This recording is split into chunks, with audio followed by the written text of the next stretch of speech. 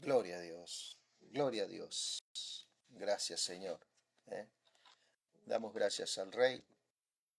Hermoso es estar en su presencia. Gracias al Señor por todo lo que el Señor nos está dando, por todas las cosas que el Señor está este, impartiendo a sus hijos cada día, ¿cierto? Gracias porque podemos a través de él fortalecernos, podemos a través de él renovarnos, ¿cierto?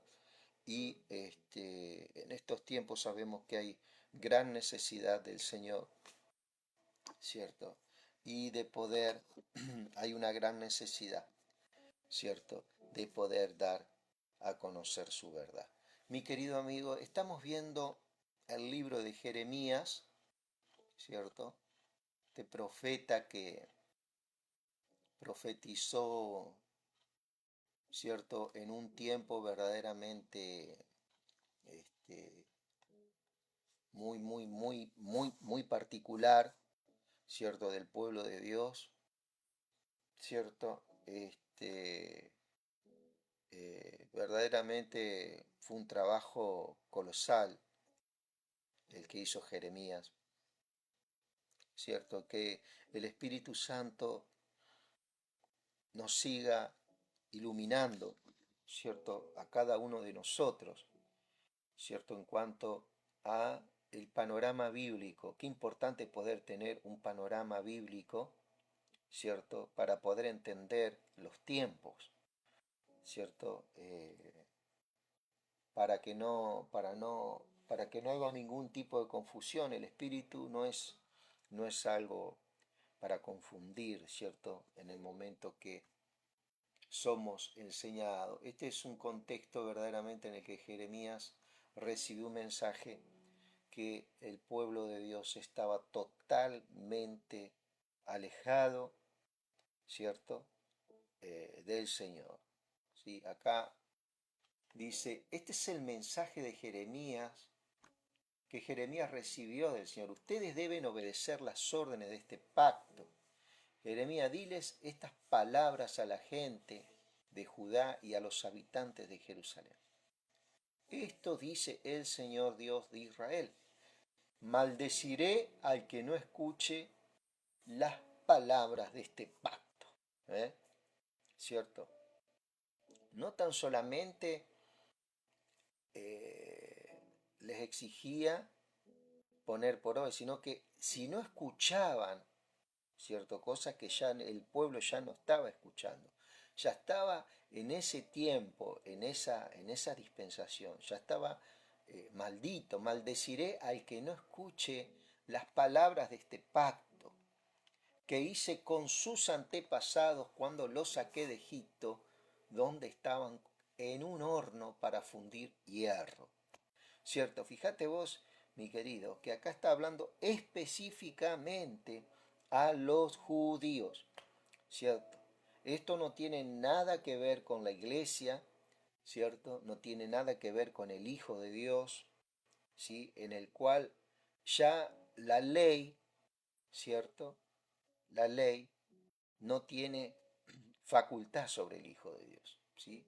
Dice, que hice con sus antepasados cuando los saqué de Egipto, donde estaban como en un horno para fundir hierro. Ya les dije, obedézcanme y hagan lo que les ordeno, y ustedes serán mi pueblo y yo seré su Dios. Así cumpliré la promesa que hice a sus antepasados de darle una tierra que rebosa de leche y de miel, la cual tienen ahora. Yo respondí, ¿eh? Así sea, ¿eh? Así sea. ¿eh? Importante, ¿no? Así sea. ¿eh? Acá el Señor decía, estaban en esa tierra, ¿cierto? Que tendría que estar rebosando leche y miel. Sin embargo, la realidad era muy diferente. ¿eh? Entonces el Señor me dijo, anuncia este mensaje a las ciudades de Judá y en las calles de Jerusalén, donde ¿Y para quiénes era esta palabra? Para la gente de Judá y la gente de Jerusalén. O sea, hoy en día no podemos salir a aplicar esto al Hijo de Dios, a la iglesia, ¿cierto? Porque hoy en Cristo no hay ningún tipo de maldición, ¿cierto? En Cristo Jesús no hay ningún tipo de maldición, a no ser de que el Hijo de Dios le dé autoridad al enemigo, le dé armas al enemigo, ¿cierto? Para que te lleve a un estado desfavorable. ¿Eh? Entonces el Señor me dijo, anuncia este mensaje en las ciudades de Judá y en las calles de Jerusalén. Escuchen todo lo que dice este pacto y cúmplanlo. Desde el día en que los saqué de Egipto hasta hoy, los he advertido insistentemente a sus antepasados que me obedezcan, ¿cierto? Pero ellos no me escucharon ni me prestaron atención, sino que, que se mantuvieron en la terquedad de su corazón perverso, ¿cierto? ¿Cuál es la enseñanza que nosotros podemos sacar esto como iglesia? Aunque a nosotros el Señor no nos sacó literalmente del país de Egipto, nosotros sí también estábamos en otros tiempos, ¿cierto? Muertos en nuestros delitos y pecados, estábamos esclavizados por el pecado, ¿cierto? Que él buscaba una ocasión y esa ocasión era muerte, era destrucción para nuestras vidas, ¿cierto? Entonces hoy estamos en Cristo Jesús, ¿cierto? Y tenemos que seguir a través de su palabra, tenemos que seguir saliendo de esa terquedad de corazón que muchas veces tenemos, ¿cierto? Y alinearnos a su verdad, ¿cierto? Eso es algo que el Señor puso algo que se llama santificación, ¿cierto? ¿Qué significa eso? ¿Que yo soy más santo que otro? No, ese es el poder del Espíritu en nosotros, que nos ayuda a través de su palabra, ¿cierto? A ir enderezando nuestros pasos, ¿cierto? Alineándonos al Señor. Pero esto es lo que está. Les ordené que cumplieran ese pacto, pero ellos no quisieron. Por eso yo les envié todos los castigos que se mencionan en ese pacto. Bueno, todos esos castigos que se mencionan en ese pacto se los llevó Cristo en la cruz del Calvario. O sea, nosotros no tenemos por qué llevar todos esos castigos, estas maldiciones. Te vuelvo a repetir, ¿eh? Hay una doctrina, hay una enseñanza en Cristo que nos ayuda en nuestra santificación, ¿cierto?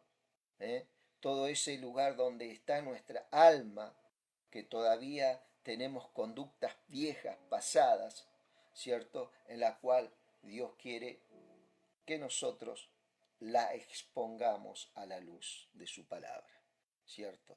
Entonces nosotros, hoy, ¿cuál es la gran ventaja que tenemos? Que Dios cumplió todo ese mandamiento, o sea, esta gente tenía que justificarse a través de cumplir los mandamientos que Dios le dijo a Moisés cuando salió el pueblo de Egipto. Cosas que para el hombre el mandamiento es bueno, es de Dios, sí, pero ¿cuál era el problema? El problema del hombre que estaba en un cuerpo de pecado, estaba viciado en sus delitos y pecados.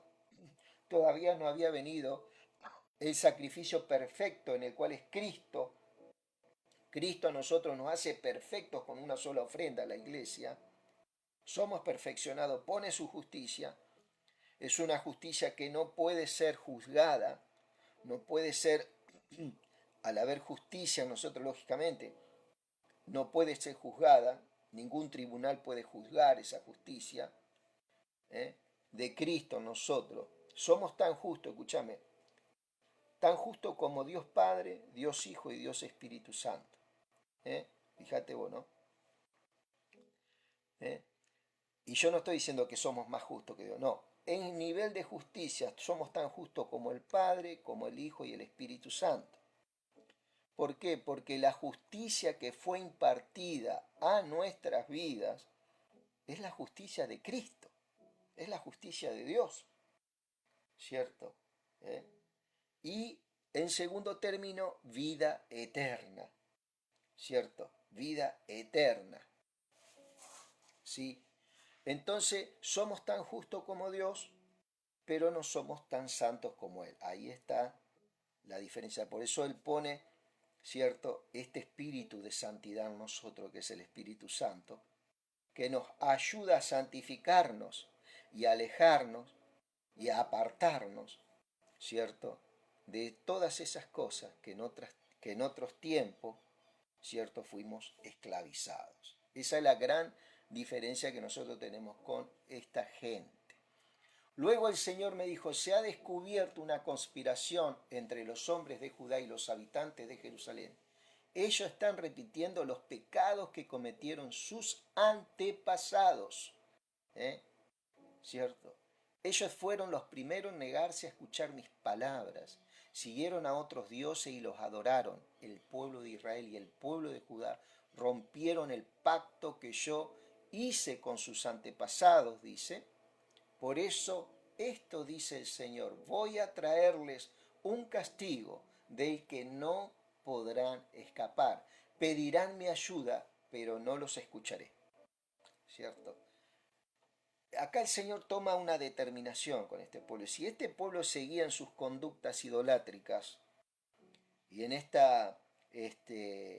sincretismo espiritual de adorar a otros dioses, quemar a sus hijos, prostituir a sus hijas, ¿cierto? En los lugares altos, en los tiempos de los reyes, ¿cierto? De Israel y de Judá, se iba a perder toda Israel y Judá como naciones, se iban a desaparecer de la faz de la tierra. Porque ¿qué era lo que quería hacer el enemigo a través de esta colonización cultural en la cual ellos ya adoraban a otros dioses? Iban a terminar desapareciendo como nación, no iban a tener identidad. Entonces Dios tiene que tomar una determinación e invade Israel, invade Judá, lleva cautivo, son dispersados, ¿cierto? Y de ahí se acuerdan del Señor y sus pactos, ¿cierto? Y ahí vuelven a esa identidad, a ese fundamento, a esa pasión por Dios, ¿sí? En medio de las tribulaciones. Entonces Dios toma esta determinación, porque si no se iban a perder como nación, ¿cierto? Y Dios no iba a poder cumplir sus promesas por medio de Israel. Pero era tan grande el amor de Dios e incondicional, ¿cierto? Que Él disciplina a esta nación, pero se compadece de ella, ¿cierto? Y vamos a ver al final de los días cómo Dios cumple su palabra de que Israel va a ser luz a las naciones, en el cual va a reinar el Hijo de Dios. Eso de allá después ya lo vamos a ver, está por Apocalipsis. Habla por muchos lugares de Isaías, Miqueas, ¿cierto? Pero tú no ruegues por este pueblo, ni eleves súplica ni oración por ellos, porque no escucharé cuando me pidan ayuda en medio del sufrimiento. ¿Eh? Aquí ya le estaba dando mandamientos a Jeremías. ¿Con qué derecho se aparece mi amada Judá en mi casa después de haber hecho tantas maldades? ¿Cuál era una de las maldades que había hecho Judá? Había puesto ídolos en ese templo, ídolos detestables, ¿cierto? Como Moloc, Baal y Astarte, ¿cierto? ¿Con qué derecho, dice? ¿Quién hace males como esto? No se cancelan tus engaños, ni las fiestas que haces, ni honrándome en la carne que consagras en el templo mientras cometes tus maldades. El Señor te llamaba verde árbol de oliva con frutos hermosos, pero en medio del ruido fuerte de un fuego ardiente, Él quemará ese árbol y sus ramas arderán. ¿Cierto? ¿Eh? El Señor Todopoderoso, el que te sembró, ha ordenado una desgracia contra ti por culpa de la maldad del pueblo de Israel y del pueblo de Judá. Ellos mismos se causaron este sufrimiento al provocar mi ira, ofreciéndole incienso a Baal. El Señor me contó y luego me hizo ver lo que hacían ellos. Yo estaba como un cordero manso que he llevado al matadero sin saber lo que planeaban en mi contra. Ellos decían, destruyamos el árbol con savia y todo, arranquémoslos de la tierra de los vivos, para que nadie se vuelva a acordar de él. Acá podemos ver la amenaza que tenía Jeremías de muerte, ¿cierto? Lo querían matar. Esta era la naturaleza del pueblo cuando alguien predicaba estas malas noticias, en este caso, ¿eh? Para Israel, ¿cierto? Destruyamos el árbol con savia y arranquémoslos de la tierra de los vivos, para que nadie se vuelva a acordar de él. Señor Todopoderoso, tú eres un juez justo, tú evalúas los deseos y los pensamientos de la gente, permite que yo vea cómo te vengas de ello. Acá ya cambia de parecer Jeremías, viendo que esta gente quería matarlo, ¿cierto? Esta gente que él también amaba. Él tenía amigos, seres queridos en esa Israel, en esa Jerusalén, ¿cierto? Porque he puesto mi caso en tus manos, ¿cierto? Por tanto, esto dice el Señor sobre los hombres de Anatot que están tratando de matarte y que dicen, si no quieres que te matemos, no profetice más en nombre del Señor. ¿Eh? Esto es entonces lo que dice el Señor Todopoderoso. Voy a castigarlos de tal manera que los jóvenes morirán a espada y sus hijos e hijas morirán de hambre. No quedará ni uno solo de ellos, porque llegará la hora en que les daré su merecido a los hombres de Anatot. ¿Cierto? Este lugar de donde era natural Jeremías.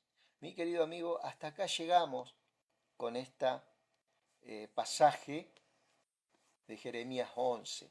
Hoy la gran diferencia que tenemos, en ese tiempo los profetas profetizaban maldición por no cumplir con los decretos, con las normas, con las leyes. Hoy nosotros, al Jesucristo cumplir con todas estas leyes, ¿cierto? Hoy nosotros tenemos justicia y estamos reconciliados para con el Señor. Y así hoy podemos predicar esta reconciliación de Dios con el mundo. Ahora es el hombre que se tiene que reconciliar con Dios a través del mismo conducto, a través del mismo que intervino en la cruz, que es Cristo Jesús.